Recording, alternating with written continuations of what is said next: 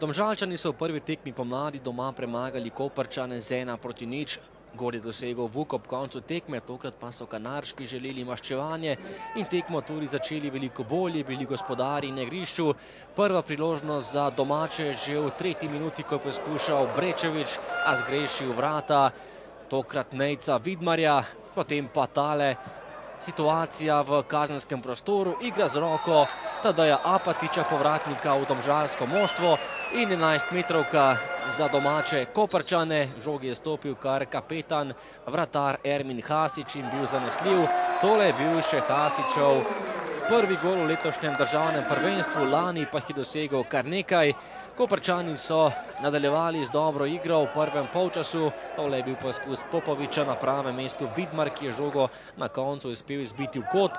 Po dobre pol ure igre pa so tudi Domžalčani prišli do svoje prve priložnosti.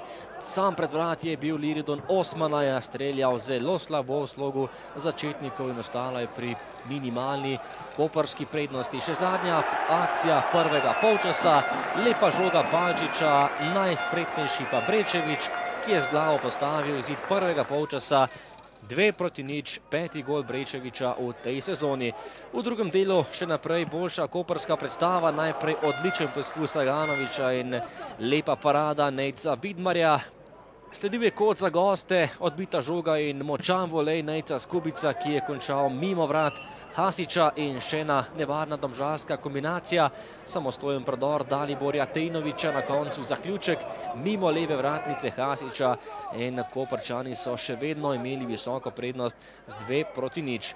Potem pa nova koprska priložnost in odlična obramba Nejca Vidmarja po strelu Palčiča. Do konca tekme pa še nekaj akcij na domžalski strani. Najprej je zadel za znižanje prednosti Luka Vrhunc, 2:1 v Kopru za Kanarčke. Drugi gol Vrhunca na zadnjih nekaj tekmah, do konca pa še dve lepi priložnosti za morebitno izenačenje. Takole najprej poskus od daleč, Liridon Osmana je na pravem mestu Hasič in še Marko Drevenšek, ki je poskušal daleč, tokrat je bil na pravem mestu domači čuvaj mreže, in ostala je pri koprski zmagi z 2:1. Oba gola so domači zabili v prvem polčasu, v drugem pa so Domžalčani zabili vsaj častni gol za